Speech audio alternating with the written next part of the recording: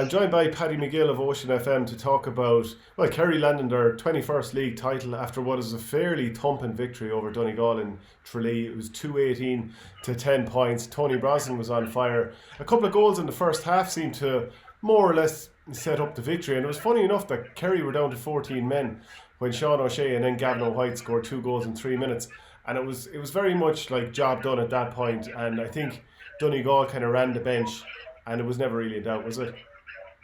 Yeah, and look, before I suppose we start, Shane, it was a relatively easy victory for Kerry. And those 2 goals, first half goals, Sean O'Shea and Gavin White, 2 fantastic goals. But at the outset, the Donegal came down here today, Shane.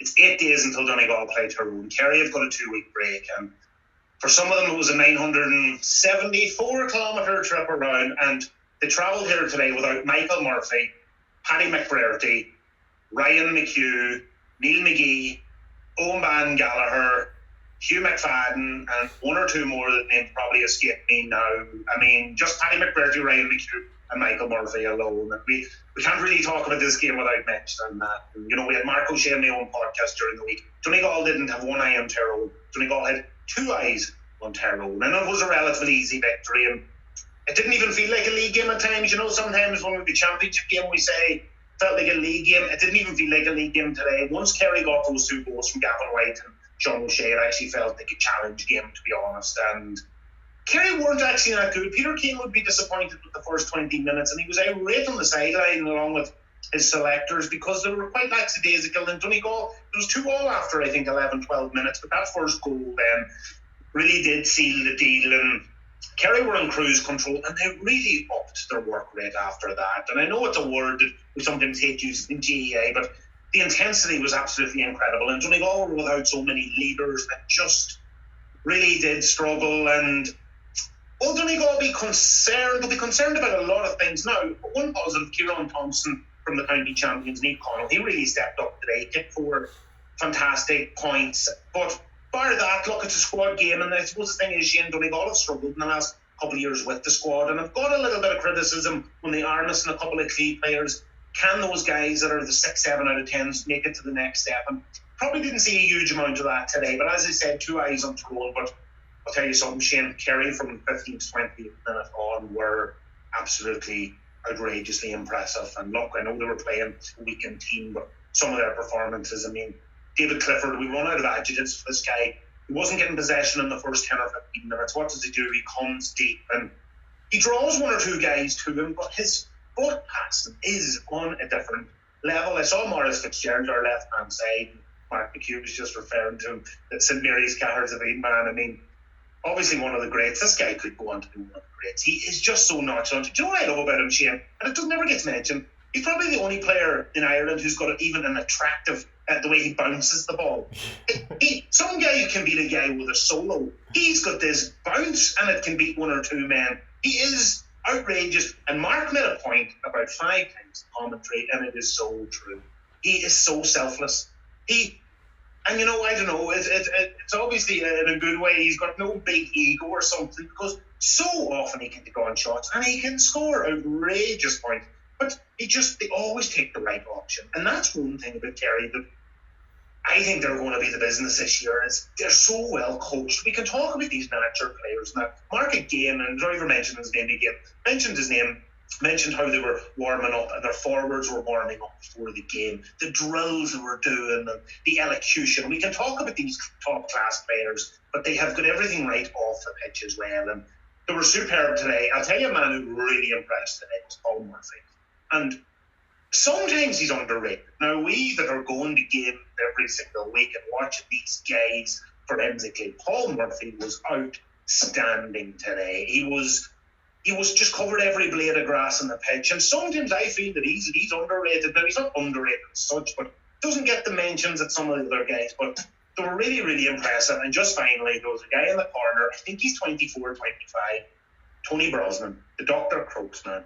He's been in and out of the Kerry panel for the last 6, 7 years. I think Eamon Fitzmaurice had him on the team for his last year there. He was working in Kildare. I'm not sure if he's still up there. And he got 1 or 2 bad injuries. But Shane, he's like a summer signing that they have. And a lot of people here were like, is he 18 or 19? He's not. He's no spring chicken. But he's a summer signing, and he's a major one in that transfer market. And because he's had 2 brilliant now club campaigns. Shane, he was outstanding. He got the man of the match today. Mark McHugh's man of the match. Not sure who got the official. He kept 5 points from play. Outstanding. And it's not like they need another forward, Shane. Corner forward. He can play it anyway. He's a beautiful cultured left foot. And what a player to have back. Things are good in the kingdom. And obviously nobody would question Declan Bonner for resting most of his players and looking ahead, because it's only a week away. I mean, Kerry have 2 weeks until they play Cork, so you couldn't question Donegal. It would probably be madness to throw out Michael Murphy and all these players having, you know, the same lads lined out last week against Tyrone in a league game. So I'm trying to think what can he take out of this. I would have thought Stephen McManaman, who had done very well in Clifford last year in the Super 8s, did quite well while he was on the field. I think Clifford only scored 1 from play on him. Now Clifford ended up with 4 from play. But I think he would be a positive. Kieran Thompson, who you mentioned. What do Donegal take into this week coming into the Tyrone game, and do you think they're in a good spot? Yes, because we've got players out that we're playing today, and that's in itself a positive. You already mentioned Stephen McManaman. He's had a big layoff. Michael Langan is becoming a major player for Donegal. He had a brilliant league campaign. Then he picked up an injury at club level. That was a positive. Jason McGill in the middle of the field.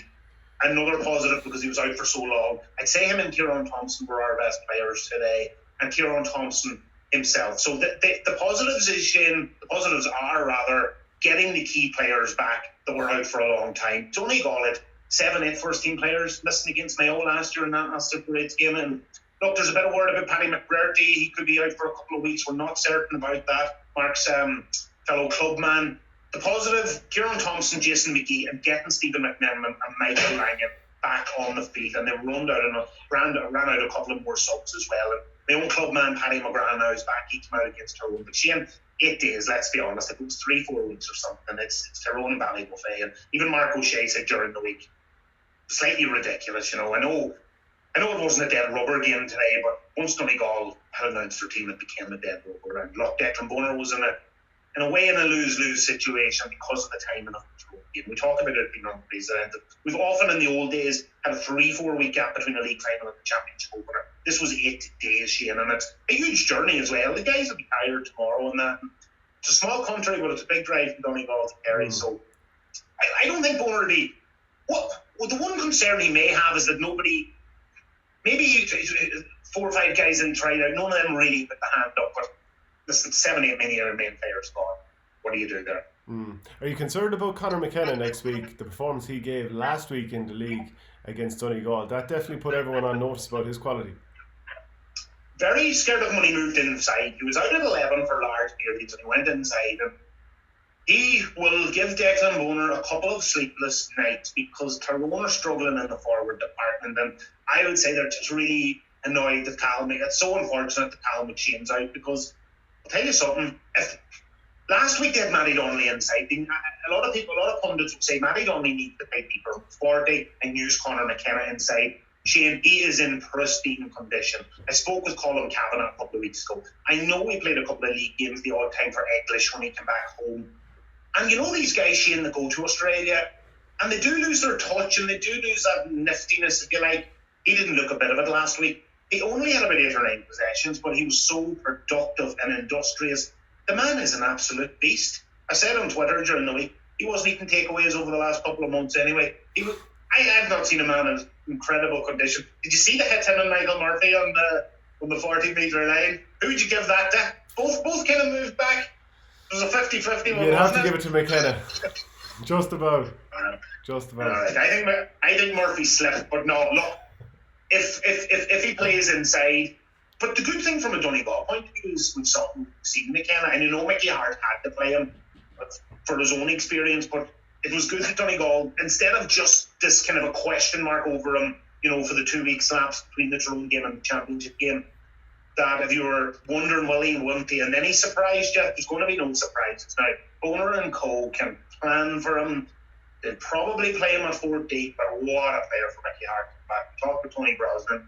McKenna, I think McKenna's going to be the lead. Well, great stuff, Paddy. I know you've a long drive ahead of you, so I appreciate you giving me an update there. No problem, Shane. Anytime. Thank you.